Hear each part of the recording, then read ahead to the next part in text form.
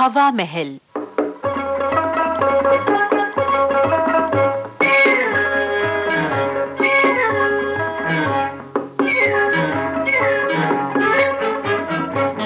हवा महल में आज प्रस्तुत है झलकी कोर्ट के अंदर बैंक। लेखक धर्मेंद्र कुमार जैन, निर्देशक कमल दत्त।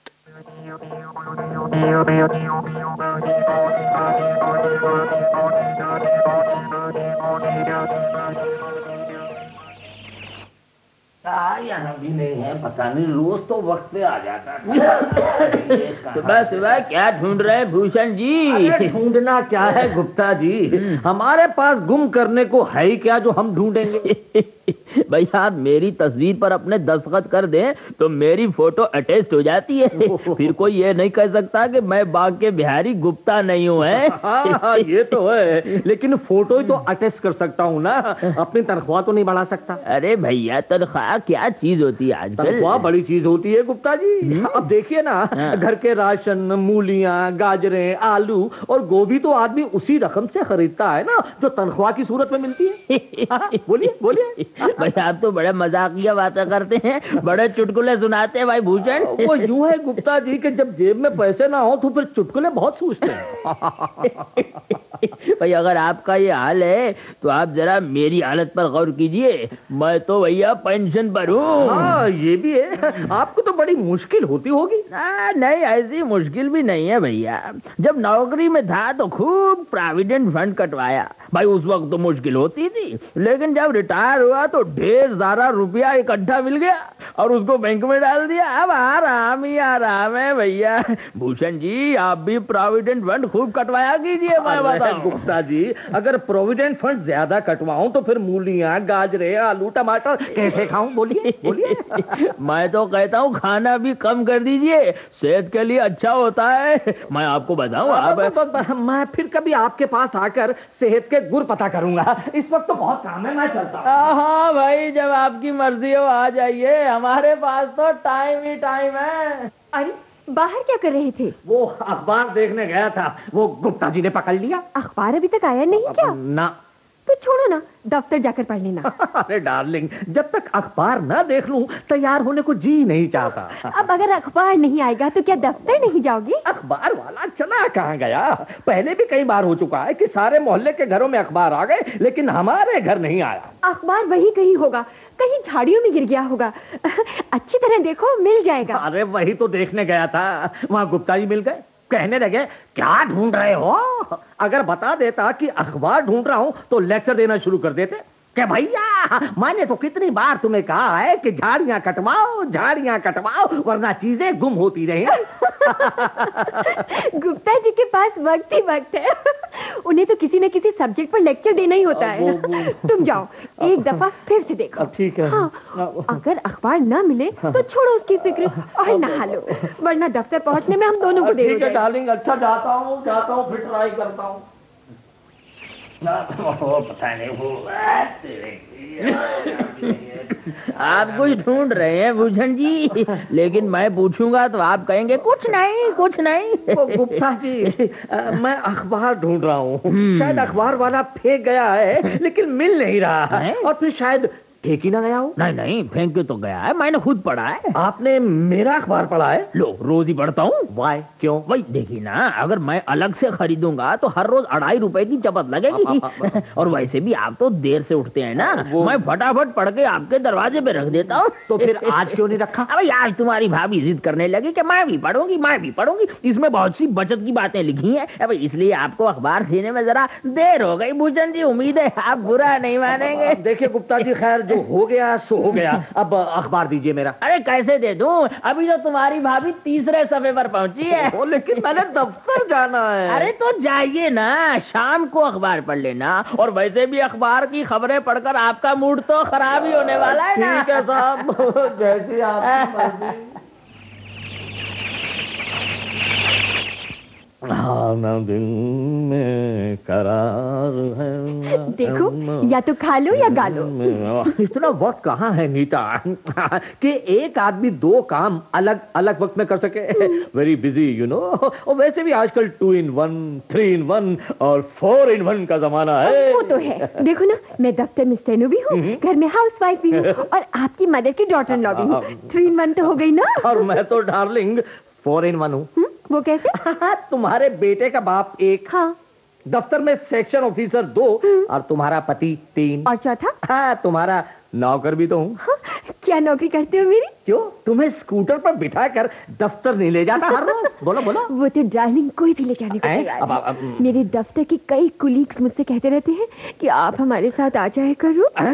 जरा मुझे उन गधों के नाम तो बताना है जो दूसरों की बीवियों को लिफ्ट देने के लिए हरदम तैयार रहते हैं। जल गए? चलना पड़ता है डार्लिंग।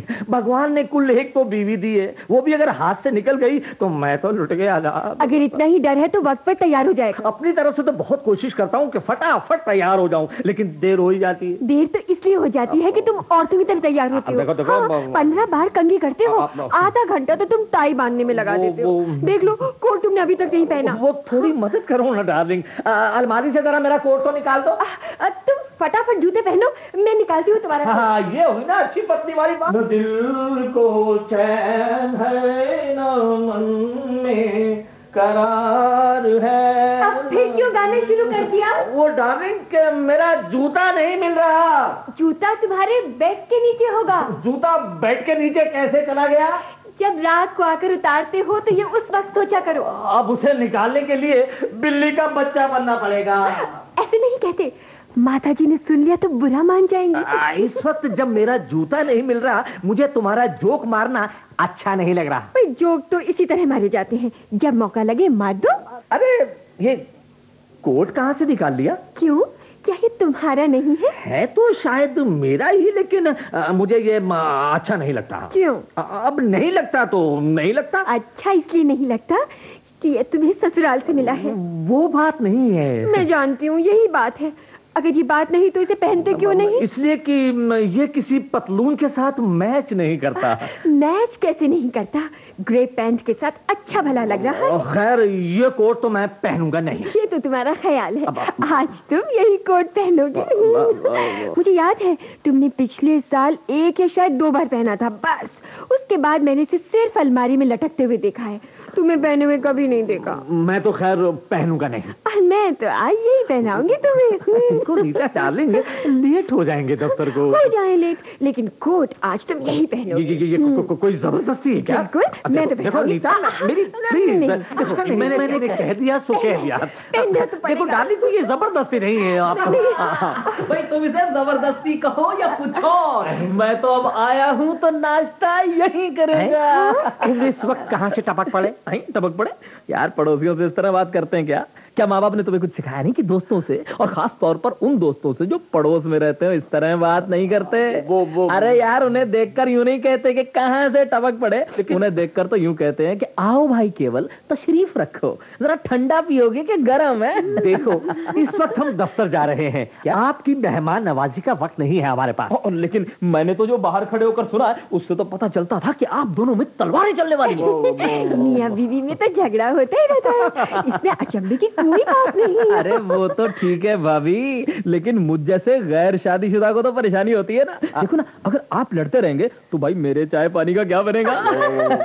चाय पानी का तो इस वक्त सवाल ही पैदा नहीं होता, हम दफ्तर जा रहे हैं। बड़े दुख की बात है, बहुत अफसोस की बात है, आप लोग अखबार तो खरीदते हैं लेकिन पढ़ते नहीं। क्या मतलब? अरे अखबार में लिखा है कि आज दफ्तर में छुट्टी रहेगी। क्यों क्यों क्यों क्यों भाई, आगे तो मैंने पढ़ा नहीं। छुट्टी की खबर पढ़कर मैं तो खुश हो गया। अब आगे पढ़ने का कोई फायदा नहीं होता ना, हो सकता है किसी की मौत की खबर हो और अच्छा वाला खुश हुआ दिल गमगीन हो जाए।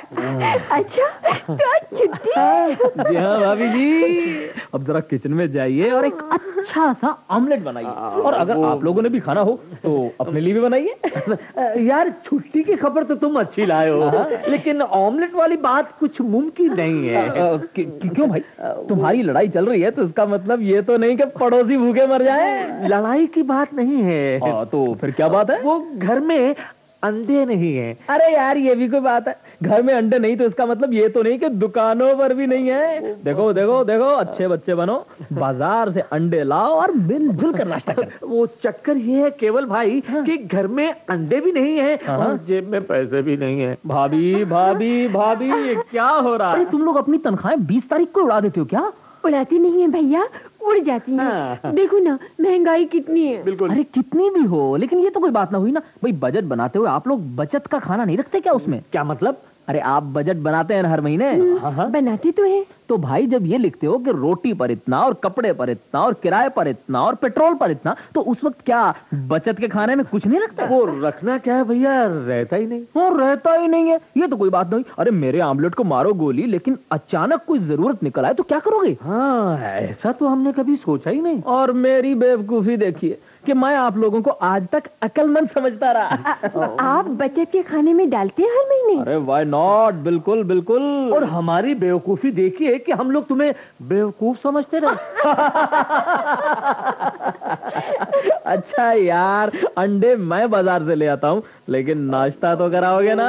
मुश्किल है भाई, हमारी लड़ाई चल रही है। क्या यार, ये भी कोई लड़ाई है? अरे भाभी कह रही है तो वो कोट पहन लो। भैया तुम बाहर खड़े होकर हमारी बातें सुन रहे थे। ये अच्छी बात नहीं है। अब देखो ना भाभी, कोई कानों पर हाथ तो रख नहीं सकता। मैं तो आराम से खड़ा था, आपके घर के अंदर से आवाजें आई तो मजबूरन मुझे सुननी पड़ी। तो भाई इस लड़ाई की हालत में तुम्हारे लिए ऑमलेट कैसे बने? अरे लड़ाई तो 1 मिनट में खत्म हो जाएगी। तुम ये कोट पहन लो। कैसे पहन लूं? हाँ मैं बताता हूँ। पहले एक बाजू पहनो, फिर दूसरा, और फिर कोट जिस्म पर अपने आप सवार हो जाएगा। खैर साहब, कोट तो मैं पहनूंगा नहीं। और जब तक तुम कोट नहीं पहनोगे नाश्ता में बनाऊंगी नहीं। देखो भाई, इस लड़ाई में एक गरीब आदमी मुफ्त में मारा जाएगा। ए भाई भूषण, अरे पहन ले यार कोट। ने भाई कह दिया ना कि कोट तो मैं पहनूंगा नहीं। तो फिर ठीक है, इसी तरह चलने दो। अरे कैसे चलने दो, भूख तो मुझे लगी है ना यार। भूषण पहन ले यार, तुम्हें मेरी कसम यार। अब यार ये कसम डालकर तुमने चक्कर में डाल दिया। अरे डाल दिया तो डाल दिया, अब तो पहनना पड़ेगा कोट। हाँ। अच्छा लाओ यार। हाँ। कार्टून बनाना है तो बना लो कार्टून। ये लो। लो भाई, भाभी जरा ताली बजा दो। लो भाई पहन लिया। देखो भैया कितनी स्मार्ट लग रहे हैं। हाँ यार, स्मार्ट तो बहुत लग रहा है। तो यार ऑमलेट के लालच में क्यों झूठ बोल रहे हो यार? अरे नहीं, बाई गॉड बोल रहा हूँ, तुम बहुत स्मार्ट लग रहे हो यार आज। बस अब हर रोज यही कोट पहनना पड़ेगा। देखो नीता, कोट मैंने पहनकर दिखा दिया, ये रोज की शर्त मत लगाओ। हाँ। मैं सच कह रही हूँ, बड़ी स्मार्ट लग रही हो। इस कोट में तो मुझे लगता है कि मेरी शादी एक ढंग के आदमी से हुई है। बटन बंद करो ना। हाँ, और जरा जेब में हाथ डालो, ऐसे। तब पता लगेगा कि तुम कैसे लग रहे हो। अरे करो ना यार, जैसे भाभी कह रही वैसे ही करो। हाँ। लो यार, ये भी कर दिया, बटन भी बंद कर लिए और जेब में हाथ भी डाल दिया। अरे ये क्या है? क्या है? अरे कोट की जेब में 100 का नोट है। हाँ? अब दिखाओ ना। ये देखो, ये कहाँ से आ गया? समझ में नहीं आ रहा। मुझे लगता है पिछले साल जब तुमने ये कोट पहना होगा तो पैसे जेब में रखे होंगे। फिर इसके बाद कोट पहना ही नहीं तो पता ही नहीं चला कि इसे पैसे भी पड़े। हाँ यही बात हुई। हाँ, और इससे सबक लो, सबक। क्या सबक लो? यही कि अगर आदमी बचत करना चाहे तो बचत हो सकती है। अगर तुम्हें पता चल जाता कि कोट में 100 का नोट रखा है तो भैया इसकी भी छुट्टी हो जाती। इसी तरह अगर हर महीने तनख्वाह में से कुछ बचाकर बैंक में डाल दो तो वो यकीनन बच जाएगा। बिल्कुल। तो फिर अब हो जाए बढ़िया सा नाश्ता। हो जाएगा, लेकिन अंडे तुम ही लाओगे। क्यों भाई? क्योंकि हम तो अपनी बचत बर्बाद करेंगे नहीं।